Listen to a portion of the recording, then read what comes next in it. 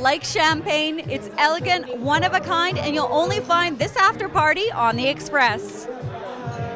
Cheers. Cheers.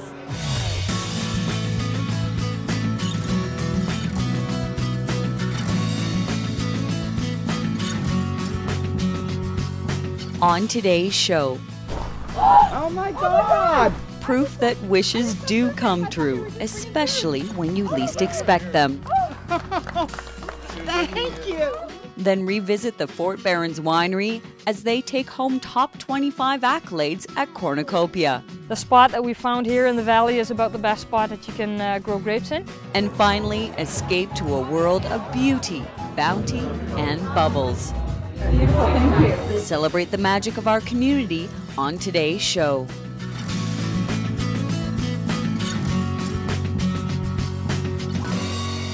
Welcome to the Express on Shaw TV. I'm your host, Nicole Fitzgerald, and join me for my favorite time of year, Cornucopia, where chefs, wines, and restaurants shine. None brighter than here at the Bubbles and Ocean After Party at Araxi. A special moment also took place in Squamish this week. She's really barely holding together now. The doors don't open. This old van is nearing the end of its life, while Squamish Food Bank President Susan Newman still goes strong, even after dedicating a decade of her life to this Goodwill house, which provides for more than 400 people twice a month. It's a lot of mouths to feed, not to mention a lot of food to transport. We desperately need a new van. Unbeknownst to the food bank, Shaw took up Susan's wish and went to work, rallying businesses and individuals throughout the Sea to Sky corridor and Lower Mainland. It's one of the great stories of Together is Amazing. We got lucky. One of our staff from Whistler was doing a tour of the Sea to Sky region food banks to see what the real needs were. And when we hit Squamish, the question was, what do you really need? They needed a van. A van was pulled from the Shaw fleet, and Premier and Calco mechanics went to work on dents, paint, brakes, and the liftgate, while C2 Imaging gave the work truck a new purpose. And we also agreed to do a 1-year full bumper-to-bumper warranty on the vehicle. It's going to be, a good, strong vehicle for them. Squamish's wish set out for Shaw offices in Squamish, where the last items of more than 2,800 pounds of food were loaded by an excited crew of employees and their families. Everyone was excited throughout the whole thing, so that's what made it important. Thinking they were being interviewed for Shaw's Fill the Food Bank television special, Susan and food bank volunteers had no idea what was in store for them. Oh, Susan, we have a very special surprise for you today. I'd like you to turn around. Oh my God! I just saw food bank. I thought they were just bringing food. These are yours. Oh.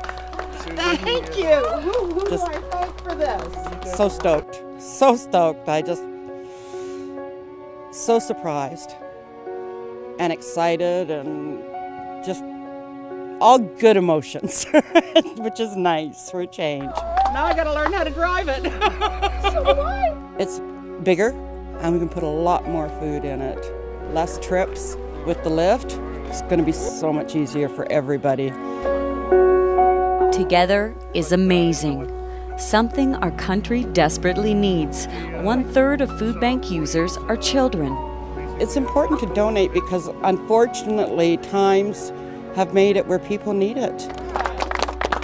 And I don't mean just single people. There's mums, single mums with babies. There's families with babies that come, seniors that come, because they just don't have enough to make it last. It's tight sometimes, but this will be a big help.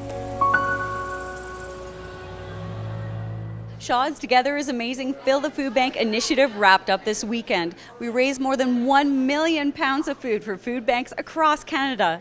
Here in Pemberton and Whistler, the community raised 6,000 pounds, along with $1,700 in cash. It's something to celebrate, just like our next story. Congratulations to the Fort Barons Winery. The Lillooet Winery was awarded the Top 25 accolade here at Cornucopia. Meet the winemaker behind this award-winning meritage. Well, here's a nice grape trying to establish here. It's always exciting being a farmer to see how things are growing. We survived our first winter, which is pretty critical for new vines. Helene Ponaku has had to source grapes from the Okanagan for her handcrafted elixirs she produces at her newly opened Fort Barons Estate winery. However, the former banker, who is now interested in a different kind of stock growth, has high hopes for her own harvest next year. Messy down here. We discovered a few at the end of the season, and they had a good ripeness level. I'm expecting a lot from the quality of the grapes here. And Lillooet is expecting the same for its first winery. Originally slated for the Okanagan, this Netherlands native instead found herself buying 20 acres of land in the arid hills of a town where prospectors once sought gold 150 years ago. The spot that we found here in the valley is about the best spot that you can grow grapes in. We have a lot of sun hours. It's very good soil here. It's got good drainage. Drawing on France and Italy's cellars as her muse, this European may rough it in the fields, but her winemaking exudes a refined elegance that is already garnering national attention. Last week we heard that we got a silver medal for our first red wine that we're selling, which is Meritage. A silver medal in the All Canadian Wine Championships. And that's really good because the competition is really high, and we had to compete in a category over $25 because our wine is just over $25. Oh, this is a medal winner. In keeping with the pioneering spirit of the gold rush, Helene is breaking new ground, diversifying a local economy once reliant on mining and forestry, while at the same time honoring the historical heritage surrounding her. Our name for our winery we got from that historic period as well. Fort Barons was built by the Hudson Bay Company back in 1859. The exact location is sort of a mystery. We believe it was somewhere out in our vineyard somewhere. A place where now a different kind of gold will be unearthed. The Fort Barons Meritage is definitely a favorite, but tonight it's all about bubbles.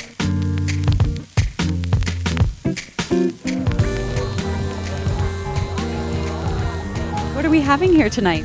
Well, I'm starting off my evening, don't tell anyone, with a little glass of Pommery Brut Royale.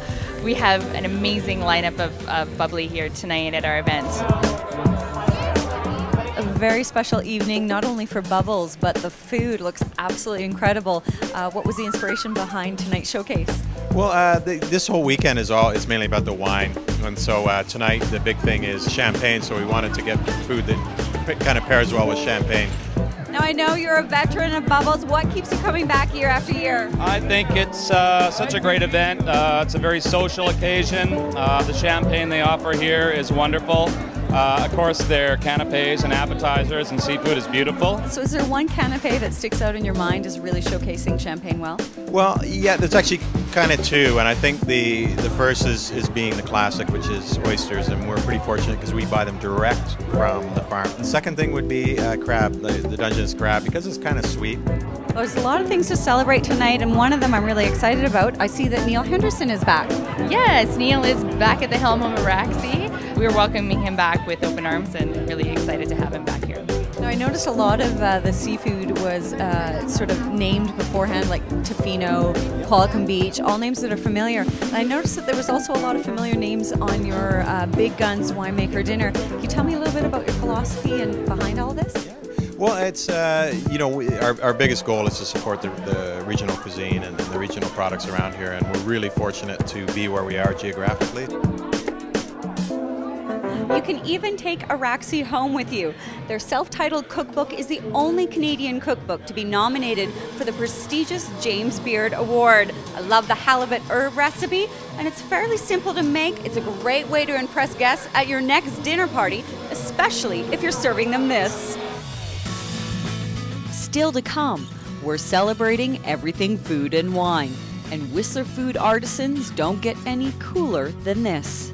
One day I was like, how come there's not a great gelato place in Whistler? And find out this season's trends for wedding cakes. Definitely rental cakes and cupcakes.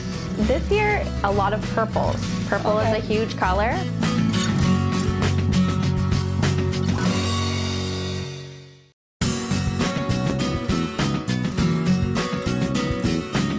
welcome back to the Bubbles and Oceans After Party at Araxi. I'm your host, Nicole Fitzgerald, and you're watching The Express. Meet a sweet addition to Whistler's food scene.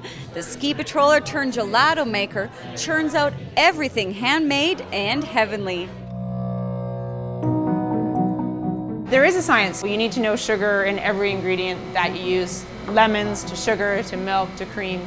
And so then you can be able to have the perfect freezing point. So in the end, it's science that makes a good gelato.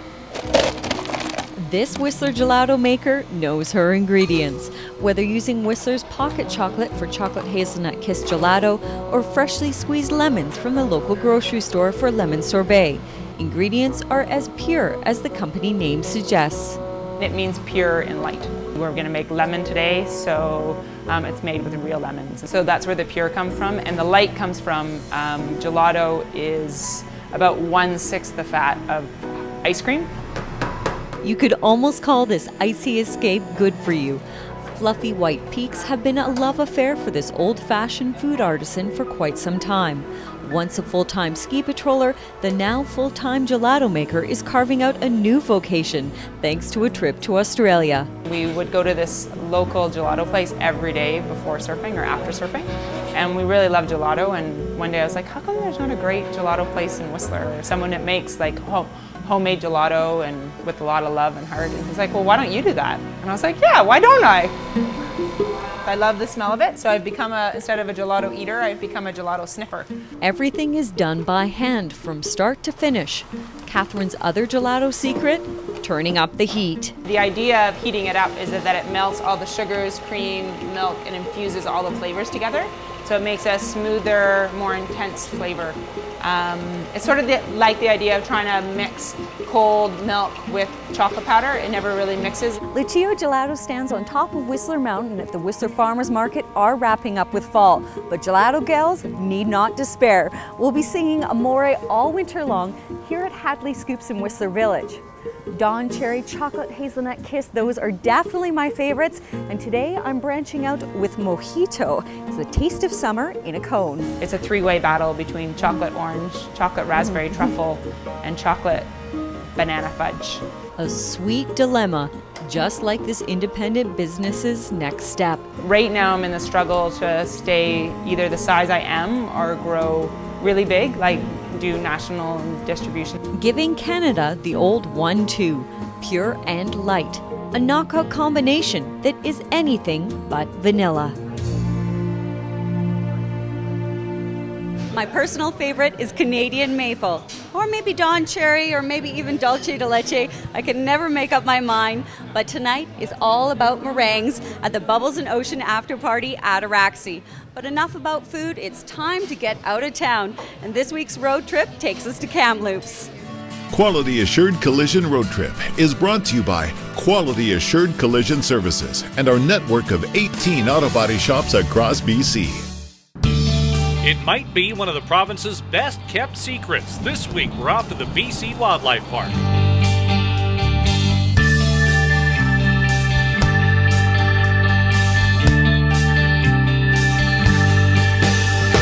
Just a 15-minute drive from downtown Kamloops, the BC Wildlife Park is a can't-miss destination for anyone interested in learning more about the Indigenous wildlife of our province. Our mandate is to connect folks of the world with BC wildlife, and there's many different ways in which you can do that.